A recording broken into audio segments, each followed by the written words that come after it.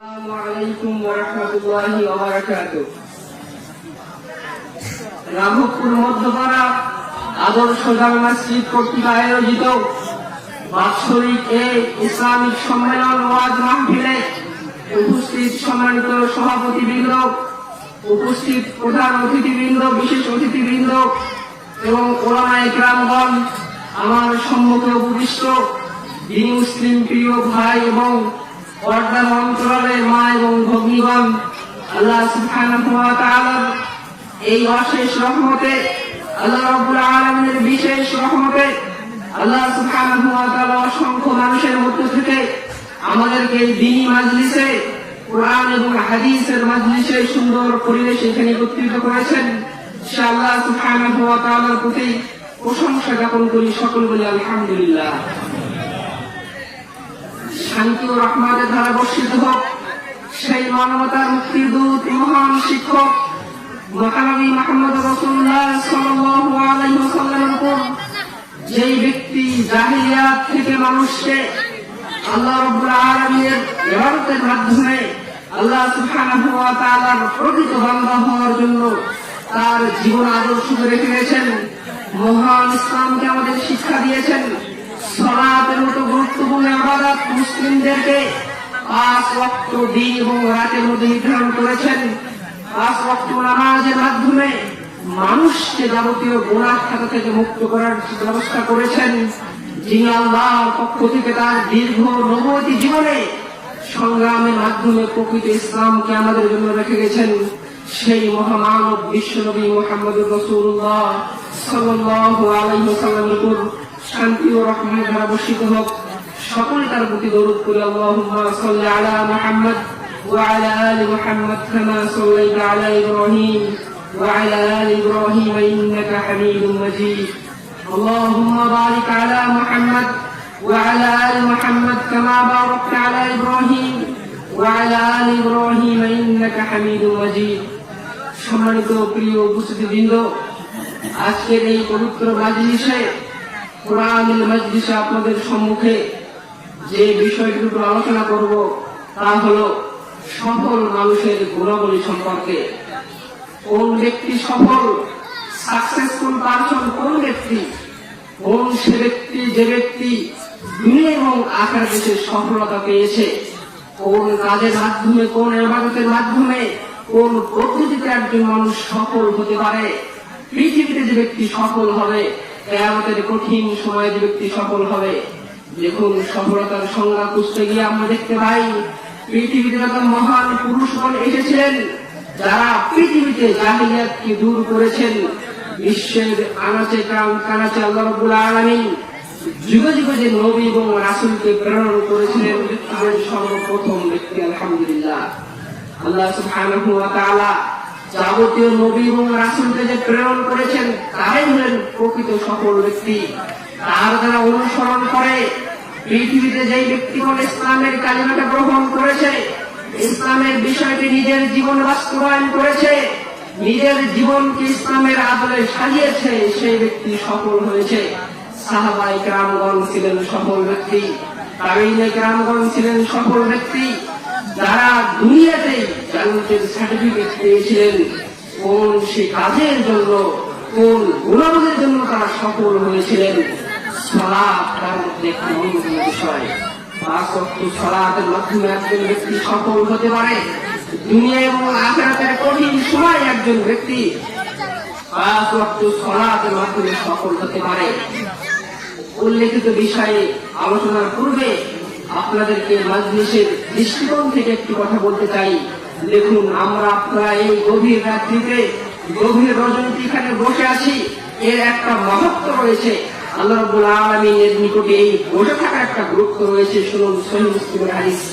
পৃথিবীতে কোরআনুল কারীমের পরে সর্বশ্রেষ্ঠ সঠিক গ্রন্থ হলেন সহিহ বুখারী এবং সহিহ মুসলিম। সহিহ মুসলিমের মধ্যে আল্লাহ রাসূল সাল্লাল্লাহু আলাইহি ওয়াসাল্লাম বলছেন, যখন কোন ব্যক্তি, কোন গোত্রের কোন মানুষগণ কোন জায়গায় আল্লাহর ঘর অথবা কোথাও ইসলামের কাজের জন্য, ইসলাম শেখার জন্য, দ্বীন শোনার জন্য একত্রিত হয়, ওয়াসসামা কওমুন ফি বাইতিন মিন বুয়ুতিল্লাহ ইয়াতলুনা কিতাবাল্লাহি ইয়াতাদারাসুনাহু বাইনাহুম, সেখানে একত্রিত হয়ে তারা কোরআনের তেলাওয়াত শুনে, কোরআন থেকে আলোচনা শুনে, পরস্পরের মধ্যে ইসলামের শিক্ষা গ্রহণ করে, ইসলামের শিক্ষাকে বাস্তবায়ন করার জন্য, ইসলামের শিক্ষা গ্রহণ করার জন্য মানুষ একত্রিত হয়। সেই মাজলিস, সেই বৈঠক, সেই মাহফিলের উপর চারটি রহমত আল্লাহর পক্ষ থেকে নাযিল হয়। এক নম্বর, আল্লাহ রাসূল বলছেন ইল্লা নাযালাত আলাইহিমুস সাকিনা, সেখানে আল্লাহর পক্ষ থেকে সাকিনা অবতীর্ণ হয়। আল্লাহর পক্ষ থেকে সেই মাহফিল, সেই জামায়াতের উপরে আল্লাহর পক্ষ থেকে রহমত বর্ষিত হয়। ইল্লা নাযালাত আলাইহিমুস সাকিনা ওয়া গাশিয়াতুহুমুর রাহমা, আল্লাহর রহমত সেখানে বেষ্টন করে থাকে, আল্লাহর রহমত সেখানে ঘেরাও করে থাকে। ইল্লা নাযালাত আলাইহিমুস সাকিনা ওয়া গাশিয়াতুহুমুর রাহমা ওয়া হাফাযুহুমুল মালায়েকা, শুধু তাই নয়, সেই মাজলিসগুলো অসংখ্য ফেরেশতা মণ্ডলী কর্তৃক পাহারা অবস্থায় থাকে। সুবহানাল্লাহি ওয়া বিহামদিহি। দেখুন, আমরা যেখানে বর্তমান বসে আছি, এই মাজলিস সম্পর্কে আল্লাহ রাসূল বলছেন এখানে অনেক অসংখ্য আমার আপনার জন্য পাহারা অবস্থায় রয়েছেন। শুধু তাই নয়, আল্লাহ রাসূল বলছেন ওয়া যাকারাহুল্লাহু ফিমান ইনদা, এই মানুষগুলো এখানে ইসলাম শেখার জন্য আসে, সঠিক বিষয়কে মানার জন্য আসে। এই কথাটি ফেরেশতাগণ গিয়ে আল্লাহ রাব্বুল আলামিনকে গিয়ে বলেন যে আল্লাহ, আপনার অমুক বান্দা, অমুক গ্রামের অমুক ব্যক্তি, অমুকের সন্তান অমুক, সে সেখানে কোরআন শেখার জন্য এসেছে, সে সেখানে হাদিস শোনার জন্য এসেছে, সে সেখানে তার জীবনকে পরিবর্তন করার জন্য এসেছে। এই কথা আল্লাহ নিকটে গিয়ে বলে। দেখুন মাজলিসের গুরুত্ব কত বেশি, দ্বীনি মাজলিসের গুরুত্ব আল্লাহর নিকটে কত বেশি, আল্লাহ রাসূলের নিকটে কত বেশি। আল্লাহ রাব্বুল আলামিন আমাদের এই মাজলিসকে সেই মাজলিস হিসেবে কবুল করুন। সকলে আল্লাহুম্মা আমিন। বলছিলাম সফলতার কথা, সফল ব্যক্তির কথা। সফল ব্যক্তি তো সেই ব্যক্তি যে ব্যক্তি জাহান্নামের শাস্তি থেকে মুক্তি পাবে। সফল ব্যক্তি তো সেই ব্যক্তি যে ব্যক্তি যাবতীয় ফিতনা থেকে নিজেকে রক্ষা করবে। সফল ব্যক্তি তো সেই ব্যক্তি যে ব্যক্তি জাহান্নাম থেকে মুক্তি পেয়ে জান্নাতের অধিবাসী হবে। সেই ব্যক্তি একমাত্র সফল ব্যক্তি। পৃথিবীতে আমরা মনে করি যার টাকা সম্পদ বেশি রয়েছে, যার অর্থ সম্পদ বেশি রয়েছে, যার শান শওকত বেশি রয়েছে, যার মান মর্যাদা বেশি রয়েছে, সে মনে হয় সফল ব্যক্তি। কখনো সফল নয়। সফল ব্যক্তি সম্পর্কে আল্লাহ সুবহানাহু ওয়া তাআলা পবিত্র কোরআনুল কারীম স্পষ্ট বলেছেন।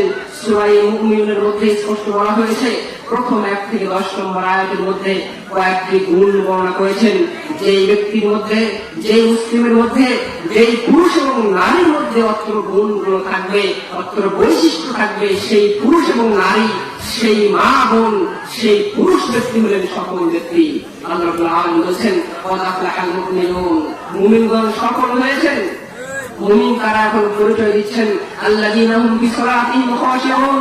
প্রথমেই বলছেন যারা সালাতের মধ্যে বিনম্রী, যারা বিনয় নম্রতার সাথে, ভদ্রতার সাথে, খুশুর সাথে আল্লাহর নবী সাল্লাল্লাহু আলাইহি ওয়াসাল্লামের পদ্ধতি অনুযায়ী সালাত আদায় করে, সেই ব্যক্তি হলো সফলকাম ব্যক্তি। দ্বিতীয়ত বলা হয়েছে ওয়াল্লাযীনা হুম আনিল লাগwi মুরিদুন, যারা অনর্থক বিষয়কে পরিহার করে চলে। অনর্থক কথা এবং কাজ, অনর্থক যে কোনো কিছুকে আমাকে আপনাকে পরিহার করে চলতে হবে, তাহলে আমি আপনি সফলকাম ব্যক্তি হতে পারবো। আল্লাহ নবী সাল্লাল্লাহু আলাইহি ওয়াসাল্লাম বলেছেন মান কানা ইউমিনু বিল্লাহি ওয়াল ইয়াউমিল আখির, হে বিশ্বের মুসলিমগণ তোমরা শুনে রাখো, যেই ব্যক্তি আল্লাহ এবং পরকালে বিশ্বাস করে, যেই ব্যক্তি আল্লাহ বিশ্বাস করে, পরকালে বিশ্বাস করে, সেই ব্যক্তি যেন উত্তম কথা বলে অথবা আউলিয়াসুত, ভালো কথা বলবো অথবা চুপ থাকবে। এমনিতেই সে অযথা কথাবার্তা বলে বেড়াবে না, এমনিতে অযথা কথা বলবে না, অযথা সময় নষ্ট করবে না। কথা এবং কাজের মাধ্যমে সে তার নিজের গুরুত্বপূর্ণ সময়কে নষ্ট করবে না। সেই ব্যক্তি সফল ব্যক্তি। যে ব্যক্তি তার মুখকে, তার লজ্জাস্থানকে হেফাজত করে, যার জিহ্বাকে সে হেফাজত করতে পারে, সে ভালো কথা দিয়ে এমনিতেই অযথা কথা বলে না, সেই ব্যক্তি সফল ব্যক্তি। কিন্তু আমাদের পরিবেশ, আমাদের সমাজ দেখলে বোঝা যায় মানুষ আজকে শুধু বিভিন্ন হাট বাজারে, বিভিন্ন চায়ের স্টলে, বিভিন্ন দোকানে, বিভিন্ন মোড়ে মোড়ে মানুষ সর্বদাই মানুষের গীবত নিয়ে, মানুষের মিথ্যা অপবাদ নিয়ে, মানুষের নিন্দা নিয়ে, মানুষের গোপন দোষটি খোঁজা নিয়ে মানুষ ব্যস্ত রয়েছে। মানুষের মুখখানি এক সেকেন্ড মানুষের কোনো অবসর যাচ্ছে না। মানুষ শুধু বলেই চলছে, সত্য বলছে, মিথ্যাও বলছে, বাড়িয়ে বলছে, কাটিয়ে বলছে, সবকিছু মানুষ বলেই চলছে। এই জবানের হিসাব কঠিন কিয়ামতে প্রতিটি মানুষকে দিতে হবে। সেই দিন কঠিন সময়, সেই দিন মানুষ বুঝতে পারবে জবান কত ভয়ানক বিষয়। আল্লাহ রাসূল সাল্লাল্লাহু আলাইহি ওয়াসাল্লাম বলছেন, দুইটি জিনিস মানুষকে জাহান্নামে নিক্ষেপ করে, পিছন দিক থেকে অধোমুখে দুইটি জিনিস মানুষকে জাহান্নামে নিক্ষেপ করে। তার মধ্যে একটি হলো এই মুখ, আরেকটি হলো লজ্জাস্থান। মুখ এবং লজ্জাস্থানের মাধ্যমে মানুষ বেশি বেশি জাহান্নামে প্রবেশ করবে। কেননা পৃথিবীতে অধিকাংশ পাপ গুলো হয়ে থাকে, অধিকাংশ পাপ, খারাপ কাজ হয়ে থাকে মুখের মাধ্যমে, ভাষার মাধ্যমে, কথার মাধ্যমে, অশ্লীল কথার মাধ্যমে, লজ্জাস্থানের মাধ্যমে। এই জন্য এই দুটিকে হেফাজত করতে হবে। মুমিনদের পরিচয়, সফলকাম ব্যক্তির পরিচয়, সাকসেসফুল পারসন সেই ব্যক্তি যে ব্যক্তি তার মুখকে হেফাজত করতে পারবে।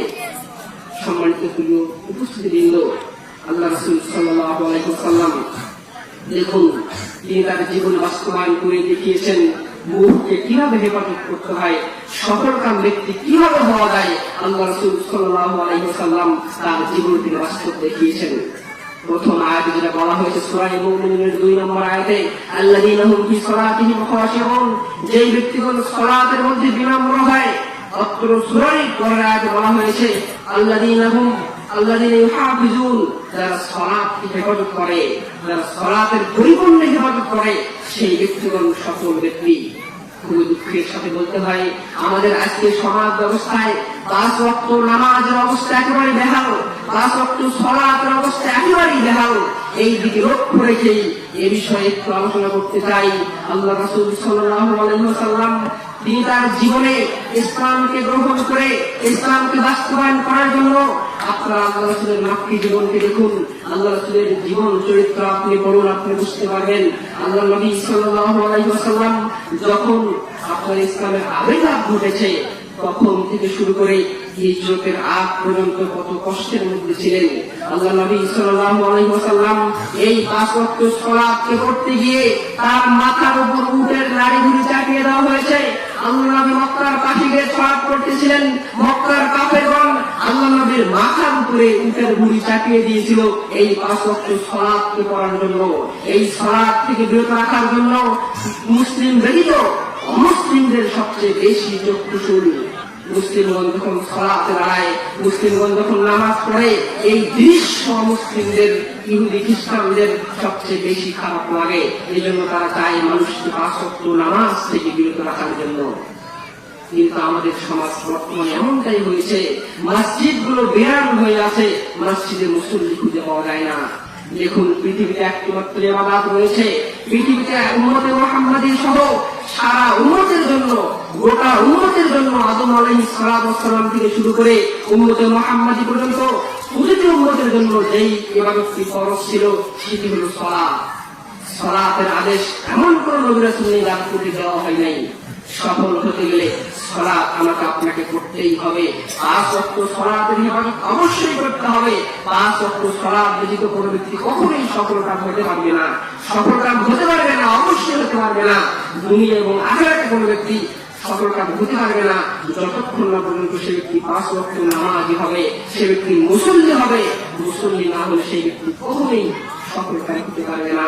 দেখুন, আল্লাহ রাসূল সাল্লাল্লাহু আলাইহি ওয়াসাল্লাম একটি মাত্র ইবাদত, আপনারা বলুন কোন সেটা ইবাদত যে ইবাদতটি আল্লাহ রাব্বুল আলামিন তার রাসূলকে স্বয়ং আকাশে উঠিয়ে নিয়ে সপ্ত আসমানের উপরে গিয়ে আল্লাহর সাথে কথা বলার মাধ্যমে মাঝখানে অন্য কোনো ব্যক্তি ছিলেন না, কোনো ফেরেশতা ছিলেন না, পর্দার আড়াল থেকে আল্লাহ রাব্বুল আলামিন কথা বলেছেন মুহাম্মদ রাসূলুল্লাহ সাল্লাল্লাহু আলাইহি ওয়াসাল্লামের সাথে। কোন সে ইবাদত যে ইবাদতটি আল্লাহ রাব্বুল আলামিন ফরজ করেছেন, আল্লাহ নবী সাল্লাল্লাহু আলাইহি ওয়াসাল্লামকে দুনিয়া থেকে উঠিয়ে নিয়ে আসমানের উপরে উঠিয়ে নিয়ে গিয়েছেন, তার নাম হলো ইসরা এবং মিরাজ। আপনারা সকলেই জানেন। বলেন সেটা কোন ইবাদত যে ইবাদতটি আল্লাহ রাব্বুল আলামিন তার রাসূলকে আকাশের উপরে নিয়ে তার সাথে কথা বলার মাধ্যমে ফরজ করেছেন, সেটাই হলো 5 ওয়াক্ত সালাত। 5 ওয়াক্ত সালাত ব্যতীত ইসলামের যত বিধান রয়েছে সমস্ত বিধানগুলো আল্লাহ রাব্বুল আলামিন তার ফেরেশতা জিবরিল আমিন আলাইহিস সালাতু ওয়াস সালাম তার মাধ্যমে ওয়াহীর মাধ্যমে প্রেরণ করেছেন। তিনি এসে আল্লাহ রাসূলের বাড়িতে এসে ওয়াহী করতেন। ওয়াহি করতেন যে যাকাত খরচ হয়েছে, ওয়াহি করতেন যে হজ খরচ হয়েছে, ওয়াহি করতেন যে এটা হারাম এটা হালাল। জিবরিল ফেরেশতা এসে আল্লাহ রাসূলকে বলতেন। কিন্তু সালাত একটি ইবাদত, একটু বোঝার চেষ্টা করুন, একটু সময় দেওয়ার চেষ্টা করুন, একটু মূল্যায়ন করার চেষ্টা করুন। 5 ওয়াক্ত সালাত কত গুরুত্বপূর্ণ বিষয়। একটিমাত্র পৃথিবীতে ব্যতিক্রমধর্মী ইবাদত, যে ইবাদতকে আল্লাহ রাব্বুল আলামিন আল্লাহ রাসূলকে স্বয়ং 7 আসমানের উপরে নিয়ে গিয়ে তার সাথে সরাসরি কথা বলার মাধ্যমে ফরজ করেছেন, সেটাই হলো 5 ওয়াক্ত সালাত। সেই সালাত থেকে আজকে আমরা অনেক দূরে চলে গেছি। আমাদের সমাজগুলো সালাত থেকে বিনষ্ট করে ফেলেছে। দেখুন আল্লাহ রাসূল সাল্লাল্লাহু আলাইহি ওয়াসাল্লামের চক্ষু শীতলকারী ছিল সালাত। যখন কোন সন্তান পরীক্ষায় জিপিএ 5 পায়, যখন কোন সন্তান একটি সরকারি চাকরির পিতামাতা তার উপর চক্ষু শীতল হয়, তখন সে খুব তৃপ্তি পায়, খুব আনন্দ পায়। অনুরূপ আল্লাহ রাসূল সাল্লাল্লাহু আলাইহি ওয়াসাল্লাম তার উম্মত মুহাম্মাদের উপর সেই কাজটির জন্য তার চক্ষু শীতল হয়েছে, যেটা হলো 5 ওয়াক্ত সালাত। 5 ওয়াক্ত সালাতের মাধ্যমে আল্লাহ রাসূলের চোখ শীতল হয়েছে। আল্লাহ নবী সাল্লাল্লাহু আলাইহি ওয়াসাল্লাম এই সালাতের মাধ্যমে তিনি তার চক্ষুকে শীতল করেছেন। এই জন্য 5 ওয়াক্ত সালাতের গুরুত্ব এত বেশি, অন্য কোনো বিষয়ের এত গুরুত্ব নেই। অন্য বিষয়গুলো পরবর্তীতে রয়েছে। দেখুন সালাত একটি ইবাদত, যার জন্য বিভিন্ন মাধ্যম রয়েছে। মসজিদ তৈরি হচ্ছে কিসের জন্য? এই সালাতের জন্য। মসজিদ নির্মাণ হচ্ছে কিসের জন্য? 5 ওয়াক্ত সালাত নির্মাণ করার জন্য। মুয়াজ্জিন 5 বার আযান দেন কিসের জন্য? এই 5 ওয়াক্ত নামাজের জন্য। মুয়াজ্জিন ফজরের সময় রাতে গিয়ে কষ্ট করে আযান দেন কিসের জন্য? এই 5 ওয়াক্ত নামাজের জন্য। আমি আপনি ওযু করি কিসের জন্য? এই 5 ওয়াক্ত নামাজের জন্য। আমি আপনি মসজিদে যাই কিসের জন্য? এই 5 ওয়াক্ত নামাজের জন্য। আমার আপনার কিয়ামতের কঠিন সময়ে প্রথম যে হিসাব গ্রহণ করা হবে এই 5 ওয়াক্ত সালাত সম্পর্কে। 5 ওয়াক্ত সালাত মানুষের জন্য সবচেয়ে গুরুত্বপূর্ণ বিষয় জগতের জগতে। আল্লাহ নবী সাল্লাল্লাহু আলাইহি ওয়াসাল্লাম তাইতে বলেছেন, যে হাদিসটি পড়েছি, প্রখ্যাত তাবেঈ আল্লাহ নবী সাল্লাল্লাহু আলাইহি ওয়াসাল্লামের মদিনার বাসী তিনি কুরাইশ রাহিমাহুল্লাহ বলেন, হাদিসটি তিরমিজি, আবু দাউদ, নাসাঈতে এসেছে। তিনি বলেন যে আমি মদিনায় গেলাম দ্বীন শেখার জন্য। আল্লাহ রাসূল তখন মারা গেছেন। আল্লাহ রাসূল মারা যাওয়ার পরে সাহাবাগণ বেঁচে আছেন। প্রখ্যাত তাবেঈ কুরাইশ বলছেন, আমি মদিনায় গেলাম ইসলাম শেখার জন্য। আল্লাহর নিকটে সেখানে গিয়ে প্রার্থনা করলাম, হে আল্লাহ তুমি আমার জন্য ইসলামকে শেখা, দ্বীন শেখা, আল্লাহ রাসূলের হাদিস শেখা সহজ করে দিও। ফাসাউতুল্লাহ আইয়ারযুকানি জালিসান সালিহা, আমি যেন উত্তম একজন সঙ্গী পাই যে আমাকে ইসলাম শিখাবে। সে গিয়ে এই দোয়া করার পর মদিনায় চলে গেলেন। মদিনায় গিয়ে আবু হুরায়রা রাদিয়াল্লাহু আনহু, প্রখ্যাত সাহাবী, যিনি সবচেয়ে বেশি হাদিস বর্ণনা করেছেন আল্লাহ রাসূল থেকে, আল্লাহ রাসূলের সাথেই সবসময় থাকতেন। তার পরিবার পরিজন ছিল না, সে আহলে সুফার অধিবাসী ছিলেন। সে হাদিস মুখস্থ করার জন্য খুবই উদ্গ্রীব ছিলেন। আল্লাহ রাসূল তার জন্য দোয়াও করেছিলেন। এজন্য সবচেয়ে বেশি হাদিস বর্ণনা করেছেন আবু হুরায়রা রাদিয়াল্লাহু আনহু। তার নিকটে গেলেন কুরাইশ, তিনি বলছেন, তিরমিজির হাদিস, আবু দাউদের হাদিস, নাসাঈর হাদিস।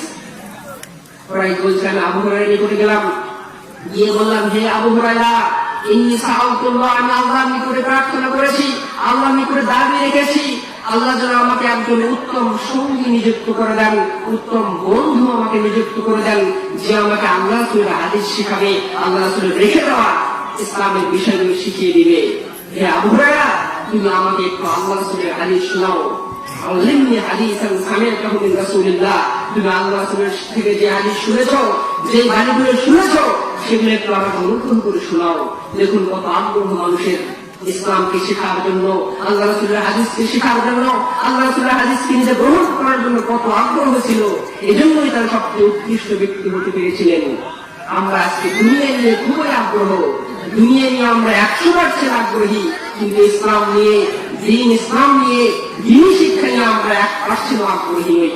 এজন্য আমাদের মধ্যে এখনো ইসলাম সম্পর্কে অজ্ঞতা, ইসলাম সম্পর্কে মূর্খতা, ইসলাম সম্পর্কে জাহিলিয়াত আমাদের মধ্যে এখনো থেকে গেছে। তারপর আবু হুরায়রা বলছেন, আচ্ছা ঠিক আছে, আমি তোমাকে আল্লাহ রাসূলের হাদিস শোনাচ্ছি। দেখুন অসংখ্য হাদিস, তিনি 5000-এর উপরে হাদিস বর্ণনা করেছেন, কিন্তু তিনি প্রথম যে হাদিসটি শিখিয়েছিলেন সে হাদিসটি হলো এটাই। আবু হুরায়রা বলছেন, সামি'তু রাসূলুল্লাহ সাল্লাল্লাহু আলাইহি ওয়াসাল্লাম ইয়াকুল, আল্লাহ রাসূল সাল্লাল্লাহু আলাইহি ওয়াসাল্লামকে আমি বলতে শুনেছি, হে কুরাইশ তুমি শোনো, আল্লাহ রাসূল বলেছেন, ইন্না আউওয়ালা মান ইউহাসাবু বিল আবদু ইয়াওমাল কিয়ামাহ কিয়ামতের কঠিন সময়ে যেই দিন মানুষের হিসাব গ্রহণ করা হবে, সেই কঠিন সময়ে বান্দার আমলের মধ্যে প্রথম হিসাব নেওয়া হবে সালাত সম্পর্কে, তার নামাজ সম্পর্কে হিসাব নেওয়া হবে।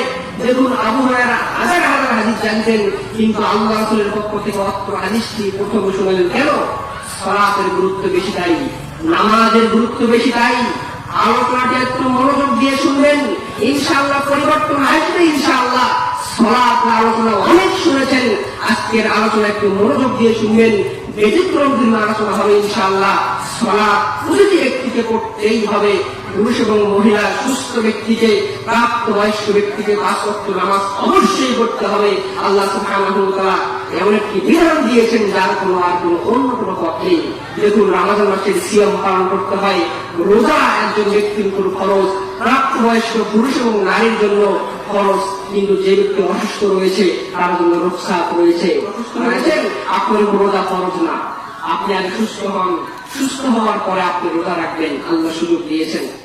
একজন মানুষ খুবই বৃদ্ধ হয়েছে, সে চলাচল করতে পারে না, একেবারে অথর্ব বৃদ্ধ, তার উপর রোজা ফরজ নেই। তার পক্ষ থেকে 30 দিন রোজার 30 দিন একজন মুমিন ব্যক্তিকে, একজন মুসলিম অনাপ্রবাসী ব্যক্তিকে, একজন মুসলিম ব্যক্তিকে খাবার দিয়ে দিলে সে রোজা পালন করলে সেই অসুস্থ ব্যক্তির রোজা হয়ে যাবে।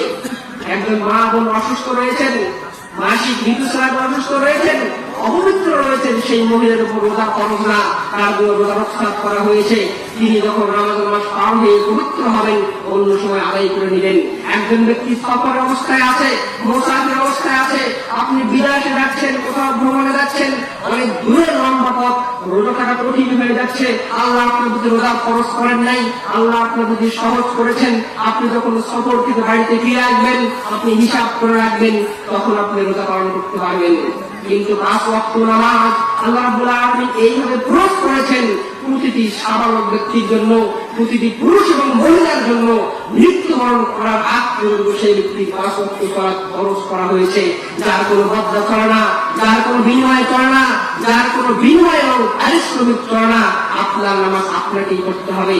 সালাত করতে হয় দাঁড়িয়ে, দাঁড়িয়ে থাকা যায় না, বসে থেকে সালাত করতে হবে। আপনি অসুস্থ আছেন, বসতেও পারছেন না, শুয়ে শুয়ে সালাত করতে হবে। শুয়ে শুয়ে আপনি যেগুলো হতে পারছেন না, আপনার যেদিকে সুবিধা সেদিকেই সালাত করতে হবে, ইশারার মাধ্যমে সালাত করতে হবে। যতক্ষণ পর্যন্ত মানুষের ব্রেন ঠিক আছে, মানুষের মগজ ঠিক আছে, মানুষের ব্রেন কাজ করছে, হুঁশ রয়েছে, ততক্ষণ পর্যন্ত পৃথিবীতে আদম সন্তান মহিলা এবং পুরুষের উপর, প্রাপ্তবয়স্ক মহিলা এবং পুরুষের উপর 5 ওয়াক্ত সালাত ফরজ করা হয়েছে। এটাই হলো সালাত। সালাতের জীবন্ত প্রতিফল যদি আমার আপনার জীবনে দেখতে চান, 5 ওয়াক্ত মুসল্লি হতে হবে আপনাকে, এছাড়া কোনো উপায় নাই। আল্লাহ রাব্বুল আলামিন এছাড়া কোনো উপায় রাখেননি। এই দিক লক্ষ্য করেই আবু হুরায়রা রাদিয়াল্লাহু আনহু প্রথম হাদিসটাকে শুধু শিখালেন সালাত সম্পর্কে। বললেন, হে হুরায়রা, আল্লাহ রাসূল বলছেন, কিয়ামতের কঠিন সময়ে মানুষের যাবতীয় আমলের মধ্যে প্রথম হিসাব নেওয়া হবে 5 ওয়াক্ত নামাজের বিষয়।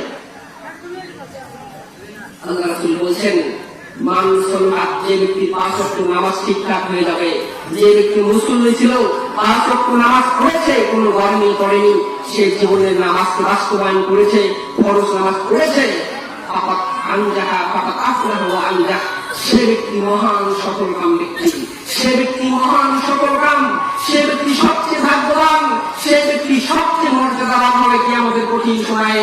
তার কোনো চিন্তা থাকবে না, তার কোনো দুশ্চিন্তা থাকবে না, তার জাহান্নামে যাওয়ার কোনো আর ভয় থাকবে না। সে ব্যক্তি মহান সফলতা, সে ব্যক্তি মহান উচ্চ মর্যাদাশীল ব্যক্তি। আল্লাহ নিজে বলছেন, ইসমুত তাফসীরের সেবা ব্যবহার করেছেন, যেটা আরবি গ্রামারের জন্য অধিক উত্তম বোঝায়। আফলাহা ওয়া আনজাহা, সে মহান সফলকাম ব্যক্তি এবং সে মহান পরিত্রাণকারী ব্যক্তি। বললেন, যে ব্যক্তি 5 ওয়াক্ত নামাজ ঠিক নাই, যে ব্যক্তি 5 ওয়াক্ত মুসল্লি নয়, যে ব্যক্তি 5 ওয়াক্ত নামাজ পড়ে না, যে ব্যক্তি জীবনে 5 ওয়াক্ত নামাজ পড়েনি, 3 ওয়াক্ত পড়েছে, 2 ওয়াক্ত পড়ে না, মাঝে মাঝে পড়ে আবার বাদ দেয়, 5 ওয়াক্ত নামাজ খেয়াল করে না, যেই মহিলা সালাত পড়ে না, যেই মহিলা, যেই মা বোন 5 ওয়াক্ত নামাজকে রক্ষা করে না, সে গুরুত্বই দেয় না, খরচই মনে করে না। আল্লাহ রাসূল বলছেন, কিয়ামতের কঠিন সময় ফাকাত খাবা ওয়া খাসির, সেই ব্যক্তি হবে সবচেয়ে বেশি হতভাগা, সেই ব্যক্তি সবচেয়ে বেশি ক্ষতিগ্রস্ত, সেই ব্যক্তি সবচেয়ে বেশি ধ্বংসশীল ব্যক্তি হবে। সেই ব্যক্তি বাঁচার আর পথ থাকবে না। দেখুন কত কঠিন একটি হাদিস, কত গুরুত্বপূর্ণ কথা আল্লাহ রাসূল বলেছেন। 5 ওয়াক্ত সালাত আছে, জান্নাত আছে। 5 ওয়াক্ত সালাত নেই, তার মধ্যে ইসলাম নেই। 5 ওয়াক্ত সালাত নেই, তার মধ্যে দ্বীন নেই। 5 ওয়াক্ত সালাত নেই, সে ব্যক্তির ইসলাম টিকে আছে। 5 ওয়াক্ত নামাজ নেই, সে ব্যক্তির ইসলাম টিকে নেই। ইসলামের গণ্ডির মধ্যে সে ব্যক্তি নেই। 5 ওয়াক্ত নামাজ যে ব্যক্তি নিয়মিত আদায় করেছে, সেই ব্যক্তি একমাত্র মুসলিম মুমিন হিসাবে নিজেকে স্বীকারোক্তি করতে পারে। আল্লাহ নবী সাল্লাল্লাহু আলাইহি ওয়াসাল্লাম এজন্যই বলেছেন 5 ওয়াক্ত সালাতের ব্যাপারে এত গুরুত্বপূর্ণ কঠোর কথা বলেছেন। আরেকটা হাদিস শুনুন, 5 ওয়াক্ত সালাতের গুরুত্ব কত বেশি, কিয়ামতের কঠিন সময় কত কঠিন অবস্থা হবে। সফল কাম ব্যক্তি তো সেই হবে যে ব্যক্তি পৃথিবীতে 5 ওয়াক্ত সালাতকে গুরুত্ব আরোপ করেছে, যে ব্যক্তি পৃথিবীতে 5 ওয়াক্ত ফরজ নামাজকে হেফাজত করেছে। আল্লাহ রাসূল সাল্লাল্লাহু আলাইহি ওয়াসাল্লাম সাহাবী আব্দুল্লাহ ইবনে আমর ইবনে আস রাদিয়াল্লাহু আনহু বলেন, তিনি রাসূল সাল্লাল্লাহু আলাইহি ওয়াসাল্লাম থেকে বলেন যে রাসূলুল্লাহ সাল্লাল্লাহু আলাইহি ওয়াসাল্লাম বলেছেন, মান হাফাযা আলাইহা, যে ব্যক্তি 5 ওয়াক্ত নামাজকে হেফাজত করবে, যে ব্যক্তি 5 ওয়াক্ত নামাজকে নিজের জীবনে বাস্তবায়ন করবে, ফাকানা লাহু নূরান ওয়া নাজাতান, সেই ব্যক্তির জন্য কিয়ামতের কঠিন সময়ে তার জন্য নূর থাকবে, তার জন্য নাজাত থাকবে, সেই ব্যক্তির জন্য পথ খোলা থাকবে। আর যে ব্যক্তি 5 ওয়াক্ত নামাজে হেফাজত করবে না, আলাম ইয়াকুল্লাহু নূরুন ওয়ালা বুরহানুন ওয়ালা নাজাতুন, সেই ব্যক্তির কোনো নূর থাকবে না, সেই ব্যক্তির কোনো দলিল থাকবে না, সেই ব্যক্তির কোনো প্রমাণ থাকবে না, সেই ব্যক্তির কোনো নাজাত থাকবে না। 5 ওয়াক্ত নামাজ না থাকলে আমরা আপনার কিয়ামতে আপনার কোনো প্রমাণই নেই, আপনি জান্নাতে কি করে যাবেন? জান্নাতে যাওয়ার জন্য প্রমাণ লাগবে। 5 ওয়াক্ত সালাত হলো সেই দলিল। দুনিয়াতে যেমন জমি দখল করার জন্য দলিল প্রয়োজন, সঠিক দলিল প্রয়োজন, অনুরূপভাবে জান্নাতের জমি দখল করার জন্য, জান্নাতকে কবজ করার জন্য, জান্নাতকে গ্রহণ করার জন্য, জান্নাতকে পাওয়ার জন্য 5 ওয়াক্ত নামাজ প্রয়োজন। 5 ওয়াক্ত নামাজ নেই,